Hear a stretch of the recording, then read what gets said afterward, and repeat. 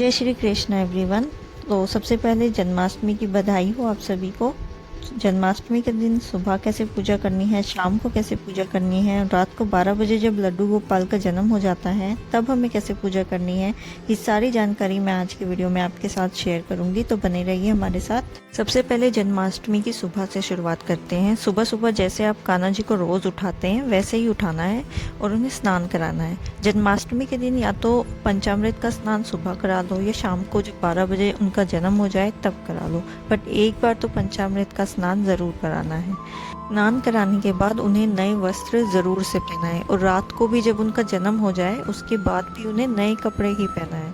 और जो ज्वेलरीज आप लोग उन्हें पहनाओगी वो भी बिल्कुल नई होनी चाहिए। अगर नई ना हो तो जो सुबह पहनाई थी वो धो करके या साफ करके उन्हें पहनाना। जन्म होने से पहले पहनाए हुए कपड़े ना बिना धोए रिपीट नहीं करने चाहिए। स्नान कराने के बाद, वस्त्र पहनाने के बाद उन्हें इत्र ज़रूर से लगाएं क्योंकि उन्हें इत्र बहुत ज़्यादा पसंद है। इसके बाद अगर आपने अलग से कान्हा जी के लिए चौकी सजाई हुई है तो अलग से पूजा कर लीजिए, नहीं तो मंदिर में भी पूजा कर सकते हैं। सुबह की पूजा जैसे नॉर्मली रोज़ करते हैं वैसे ही करनी होती है। अगर आप मंदिर में ही पूजा कर रहे हैं तो गणेश जी को अलग से विराजमान करने की ज़रूरत नहीं है। और अगर आप मंदिर से बाहर अलग से चौकी लगाकर पूजा कर रहे हैं तो साथ में गणेश जी को भी विराजमान कर लीजिएगा, क्योंकि गणेश जी के बिना कोई भी पूजा पूरी नहीं होती। पूजा जैसे आप रोज़ नॉर्मली करते हैं वैसे ही करनी है, जैसे दिया जलाना, धूप जलाना, चंदन का टीका लगाना, चावल समर्पित करना, फूल समर्पित करना गोपाल जी को। बस आज के दिन तुलसी के पत्ते ज़रूर से गोपाल जी के पास रखें। सुबह के भोग में कान्हा जी के पास माखन मिश्री ज़रूर रखें क्योंकि वो उनका फेवरेट है, और अगर उनका जन्मदिन है तो उनकी फेवरेट चीज़ तो उन्हें देनी बनती ही है ना। इसके साथ आप भगवान के लिए भोग के तौर पर ड्राई फ्रूट रख सकते हैं, मिठाइयाँ रख सकते हैं, बर्फ़ी रख सकते हैं, खीर बना सकते हैं सुबह सुबह उनके लिए। और इसके साथ एक चीज़ ध्यान रखिए कि सुबह से शाम तक भगवान के पास मोर पंख ज़रूर से रखें। मोर पंख उनको बहुत ज़्यादा पसंद है। इसके बाद जैसे कि आप रोज़ आरती करते हैं, प्रेम पूर्वक भगवान की आरती कर लीजिएगा। अपनी इच्छाएं पूरी करने के लिए भगवान से शुक्रिया अदा करना और जो गलतियां हो गई हैं उनके लिए माफ़ी मांग लेना। बस यही नॉर्मल सी पूजा करनी है, सुबह ज़्यादा कुछ नहीं करना है। और जो मंदिर के अंदर जो जल का लोटा रखा हुआ है उसमें तुलसी का पत्ता ज़रूर डाल देना, और जो भोग भगवान को लगाया है वो सभी में बांट देना। तो इसके बाद शाम की पूजा 6:30 से 7 बजे तक कर लेनी है, क्योंकि 7 बजे हमें भगवान को सुला देना है और 7 बजे तक भोग भी लगा देना है। तो ये सब करने के बाद हमें क्या करना है, 7 बजे के आसपास भगवान को लाल कपड़े से ढक देना है। कई लोग तो मंदिर का पर्दा कर देते हैं कपड़े से ढकने के बाद, वो आपके ऊपर है, आप कैसे भी कर सकते हैं। तो भगवान को लाल कपड़े से ढक देना है, उनका फेस कवर कर देना है पूरी तरह से। आप कोई भी लाल कपड़ा ले सकते हैं या तो माता की चुनरी ले सकते हैं, उससे उनको अच्छे से कवर कर देना है। साथ में उनके डंठल वाला खीरा रखना है। अगर डंठल वाला खीरा ना मिले तो कोई बात नहीं, उसके साथ 1 रुपये का सिक्का भी भगवान के पास रख देना है। और फिर उनको बिल्कुल भी नहीं छेड़ना है तब तक उनका जन्म ना हो जाए, जब तक उन्हें बिल्कुल हाथ नहीं लगाना है।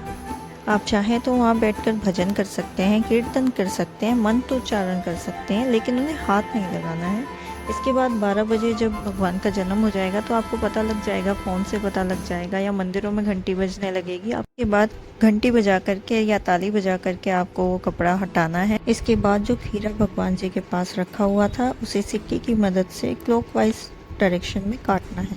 इसे नाल भेदन बोला जाता है। जैसे बच्चे को माँ से अलग किया जाता है नाल काट के, वैसे ही ये प्रोसेस होती है। तो इसी के साथ हमारे लड्डू गोपाल जी का जन्म बहुत ही आसान तरीके से हो गया है। अब हम इनका स्नान कराएंगे पंचामृत से।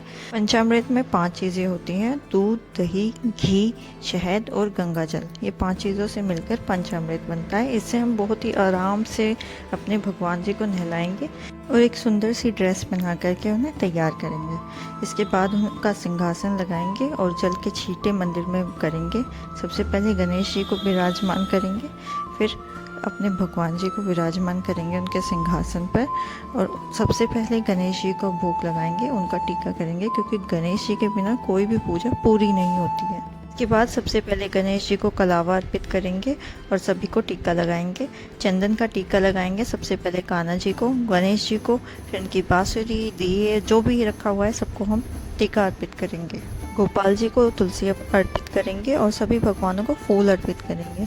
जन्माष्टमी के दिन बाज़ार में आपको बहुत ही सुंदर सुंदर फूल मिल जाएंगे और साथ ही इत्र सेवा ज़रूर प्रदान करें। भगवान को इत्र बहुत ही ज़्यादा पसंद होता है, तो इत्र ज़रूर से लगाएं ताकि सारा वातावरण महक जाए और हमारे भगवान जी जो हैं वो खुश हो जाएं। के बाद भोग समर्पित करेंगे। सबसे पहले गणेश जी को भोग लगाएंगे। गणेश जी के भोग में तुलसी नहीं डाली जाती है, तो उनके भोग अलग से लगाएंगे और गोपाल जी के भोग में तुलसी डाल करके उनको अलग से भोग लगाएंगे। गोपाल जी को सबसे पहले शहद चटाएंगे। जैसे बच्चा पैदा होता है तो सबसे पहले उसे शहद चटाकर उसका मुंह मीठा किया जाता है, ऐसे ही भगवान को भी सबसे पहले शहद चटाया जाएगा, उनका मुंह मीठा किया जाएगा।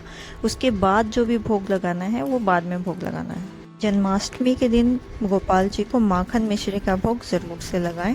साथ में ड्राई फ्रूट, खीर, बर्फ़ी आप रख सकते हैं। गोपाल जी को 56 प्रकार के भोग लगाए जाते हैं। आपके पास जो अवेलेबल हो आप वो भोग लगा सकते हैं अपनी सुविधा के हिसाब से।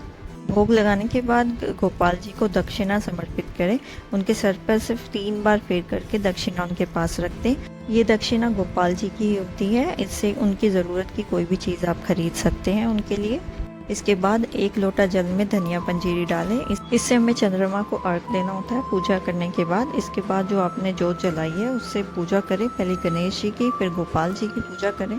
बहुत ही प्रेम पूर्वक हाथ जोड़ के जो गलती हो गई उसके लिए माफ़ी मांगे और जो भगवान ने हमको दिया है उसके लिए धन्यवाद करें।